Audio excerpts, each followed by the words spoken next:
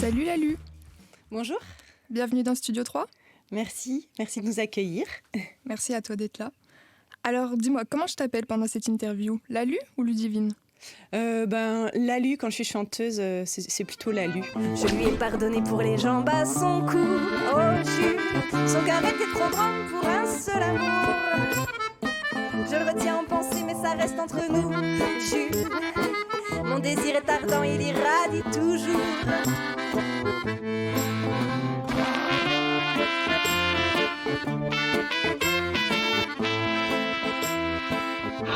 Alors dis-moi Lalu, ton dernier album, ton 4e album, s'appelle Embrasser le chahut.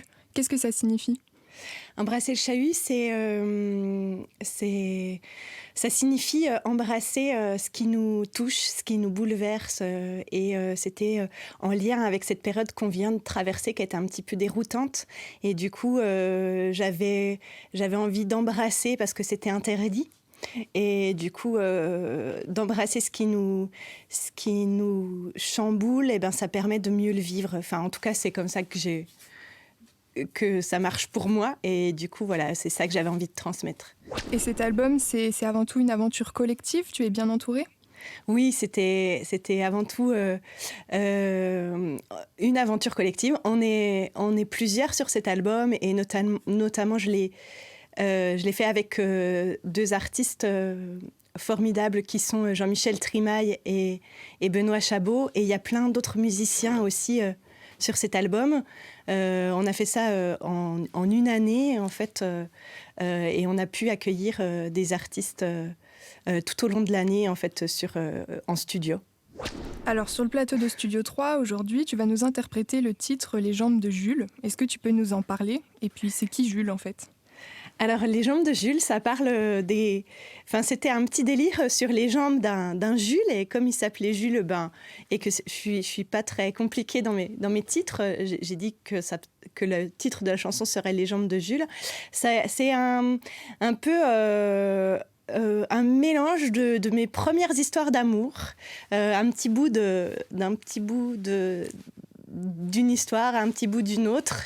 Et voilà, ça parle de ces amours de jeunesse qui nous construisent, en fait, et sans lesquels on ne serait pas qui nous sommes aujourd'hui. Et c'est un petit peu chaud par moments comme chanson. Alors est-ce qu'on peut parler de tout en musique? Oui, on peut parler de tout en musique et il faut qu'on parle de tout. Parce que c'est pas le cas tout le temps. Je pense que c'est le rôle des artistes d'aller justement dans ce qui nous touche, et puis si on a envie d'être un petit peu comment je dirais de bousculer un peu le public, ça peut être intéressant. C'est vrai qu'elles étaient pas très grandes, ces jambes à Jules. Oui, même qu'à peine de plus, il touchait pas par terre. Mais c'est pas l'important, c'est pas ça qu'on demande au Jules. L'important, c'est que ça rentre, comme dirait ma grand-mère. Alors bon, parlons-en, mettons-nous donc en jambes de Jules. Qu'est-ce qu'il avait en lui qui a fait mouche en nous? Qu'est-ce qui poussa mon cœur à lui tenir la jambe au Jules? C'était quoi sa magie qui a fait rougir mes joues? Non, ça venait pas seulement du truc entre ses jambes, oh Jules. Ça venait pas, messieurs, de la taille de son membre. Même s'il avait la clé pour écarter mes jambes, le Jules, il s'en servait bien peu et seulement dans la chambre. C'est du côté du cœur qu'il était le plus en jambes, mon Jules, dégourdi pour donner de la valeur à mon âme. Il traitait pas les autres par-dessus la jambe, le Jules. Il avait du génie dans l'art d'aimer les femmes. Oh Jules, oh Jules, Jules.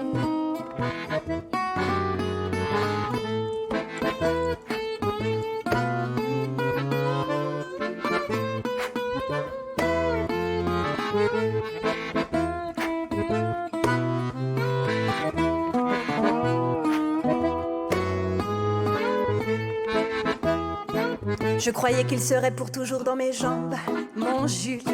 C'est pas ce qui s'est passé, il est parti, tu vois.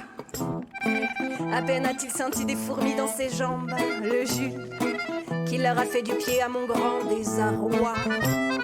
Je lui ai pardonné pour les jambes à son cou. Oh Jules, son cœur était trop grand pour un seul amour. Je le retiens en pensée mais ça reste entre nous. Jules, mon désir est ardent, il irradie toujours.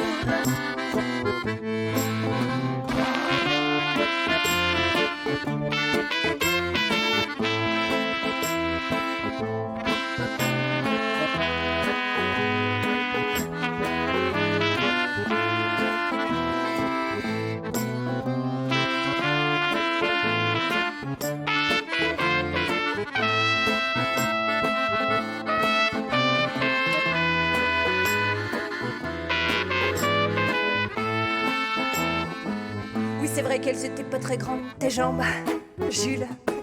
Mais bon, ça suffisait pour décoller du sol.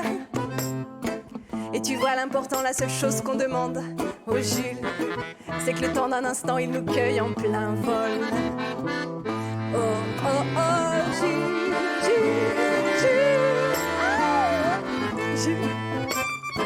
Oui, tu sais l'important, la seule chose qu'on demande au Jules, c'est que le temps d'un instant, cueille en plein vol.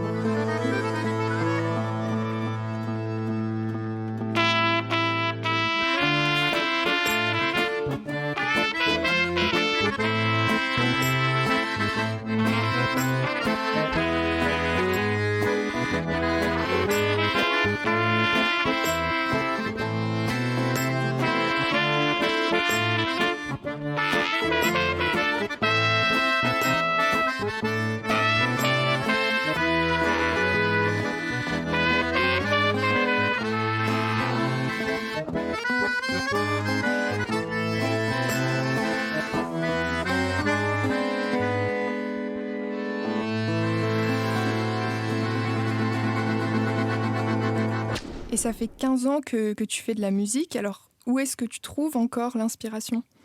Je la trouve dans le quotidien, je la trouve en discutant avec les gens. En fait, souvent, dans la vie, je suis très à l'écoute des autres.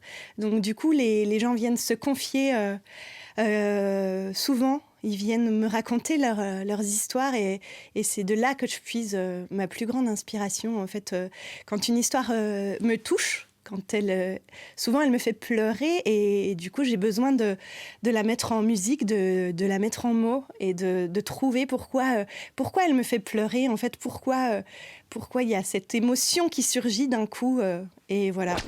Est-ce qu'il y a des artistes qui t'influencent ? Oui, il y en a beaucoup. Je suis surtout influencée, j'écoute beaucoup de la chanson française à texte, donc je suis surtout influencée par les chanteurs qui font de la chanson française, comme on dit. J'aime beaucoup les artistes québécois, notamment Linda Lemay, Alexandre Poulain, par exemple. Mais aussi, je suis beaucoup influencée par les artistes français aussi, comme par exemple Lise Martin, Jeanne Chéral, voilà. Et alors la suite maintenant, qu'est-ce que c'est ? Vous allez faire vivre cet album sur scène ? Oui, on va essayer de tourner, d'aller partager nos chansons, d'aller partager nos messages, parce qu'il y a des messages aussi dans nos chansons, et de partager surtout des émotions avec le public, pour qu'ils ressentent des choses quand il vient nous écouter, voilà. En tout cas, merci d'être venu dans Studio 3. Merci beaucoup pour ce moment. Merci Chloé.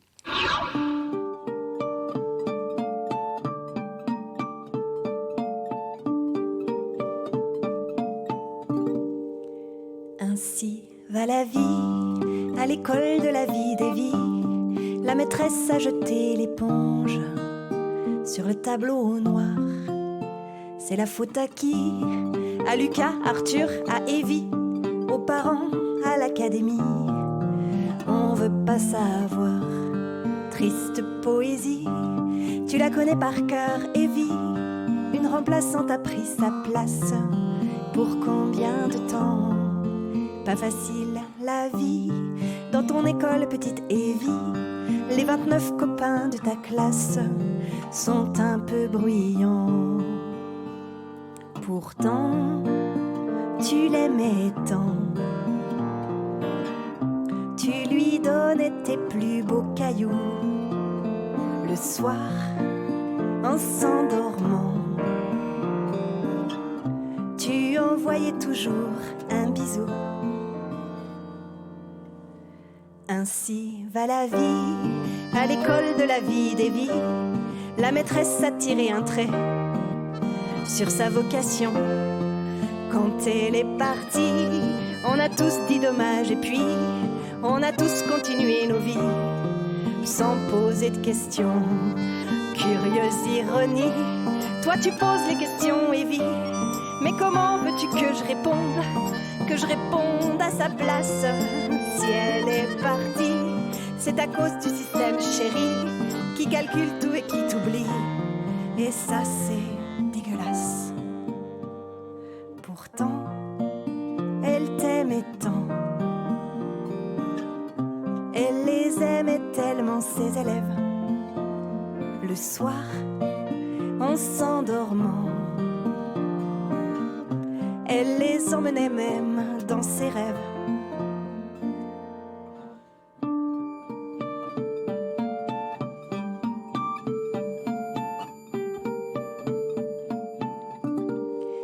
Ainsi va la vie, à 2 rues de la vie des vies.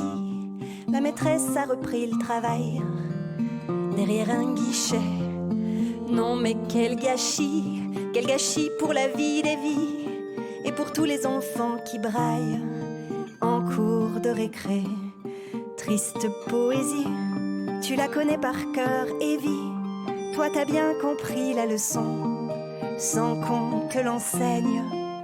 Tu as mis pardi un bonhomme sur le cahier de vie de la maîtresse, celui qui sourit, quoi qu'il advienne.